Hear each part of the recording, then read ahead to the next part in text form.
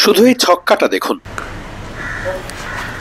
জাওয়াতের এই ছক্কা রীতিমতো মাঠের বাইরে গিয়ে পড়েছে। তামিমের ক্লাসিক ব্যাটিংও চোখের শান্তি। শুধু পাঞ্চ করছিলেন আর তাতেই যেন চার। একটু পরে তামিম যখন 50 করেছেন তখন তার এই সেলিব্রেশনটা একটু অন্যরকমই লেগেছে। তিনি ক্ষমা চাইলেন যেন। ড্রেসিং রুমের দিকে তাকিয়ে তামিম যখন এমন সেলিব্রেশন করলেন তখন সেখানে দাঁড়িয়ে জাওয়াদ আবরার। ততক্ষণে তিনি আউট হয়ে গিয়েছেন। আগের ম্যাচে সেঞ্চুরি পাওয়া জাওয়াদ আবরার এদিনও ছিলেন সাবলীল, বরং অতি আক্রমণাত্মক না থেকেও প্রতিপক্ষের বোলারকে রীতিমতো যেন কোনো রুমই দিচ্ছিলেন না। আর সেই সাথে তামিম তো আগের দিনের মতোই দারুণ ব্যাটিং করে যাচ্ছিলেন। শান্ত মাথায় দারুণভাবে একের পর এক সিঙ্গেল বের করছিলেন। আর এই যে কেলেসমতি ঘটানো জাওয়াদ আবরার তো রীতিমতো বাজে বল পেলে যেন মাঠ ছাড়া করার আগে একটুও ভাবছেন না কোনোভাবেই। একের পর এক দুর্দান্ত সব শট, আর আজিজুল হাকিম তামিমের এমন সব ক্লাসিক শটে চার। রীতিমতো বাংলাদেশের ব্যাটিং তখন যেন ছিল শিল্পের ছোঁয়ার মতো।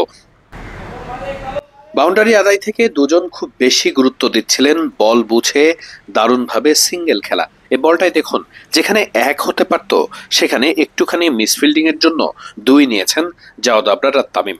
রানিং বিটুইন দ্য উইকেটে তাদের বোঝাপড়াও ছিল সুন্দর, কিন্তু এই বলটা থেকেই যেন একটু এলোমেলো হয়ে গেল।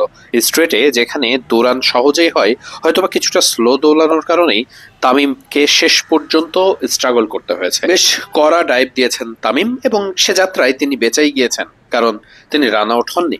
কিন্তু ওই রান থেকেই তারপরে দুজনের মধ্যে রান নিয়ে যেন একটু বোঝাবুঝির সমস্যা মনে হচ্ছিল।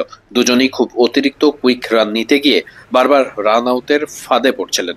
ঠিক এমন একটা রান আউটের কারণেই শেষ পর্যন্ত জাওয়াদ আবরারকে প্যাভিলিয়নে ফিরে যেতে হয়। রান আউটের ধরনটা এমন ছিল যে চাইলেই আজিজুল হাকিম তামিমের কল না পেলে হয়তোবা রান আউট থেকে বাঁচতে পারতেন জাওয়াদ আবরার। তাই সেই জায়গাটাতে যেন তামিম ভেতরে ভেতরে কুড়ে কুড়ে মরছিলেন। যখনই 50 পেয়েছেন তার কিছু সময় পরেই তখনই তামিম সেলিব্রেশনটা করেছেন জাওয়াদ আবরারের কাছে ক্ষমা চেয়েই। দেখুন, 50 করার মুহূর্তেও আসলে রান নেওয়া নিয়ে একটু কনফিউজড ছিলেন। বিপক্ষ দলের ফিল্ডাররা ভুল থ্রো করলে শেষ পর্যন্ত 50 দেখা পান তামিম। আর তখনই ব্যাট উঁচিয়ে ধরার বদলে যেন মাপ চাইলেন সবার আগে।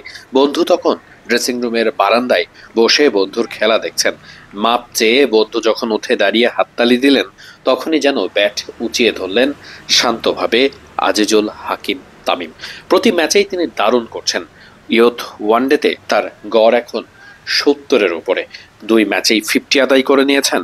জাওয়াদ আবরারকে দুই ম্যাচেই দারুণ সঙ্গ দিচ্ছিলেন। এদিনও জাওয়াদ আর তামিম যেভাবে ব্যাটিংটা শুরু করেছিলেন তা রীতিমতো ছিল ভয়ঙ্কর। একদিকে জাওয়াদ আবরার যেমন সিঙ্গেলের পাশাপাশি বড় বড় শট খেলছিলেন, অন্যদিকে আজিজুল হাকিম তামিমের খুবই দুর্দান্ত সিঙ্গেল বের করার ধরন আর ক্লাসিক সব শটে রীতিমতো যেন অসহায় ছিল শ্রীলঙ্কান বোলাররা। দু ম্যাচেই অপরাজিত 50 তামিমের।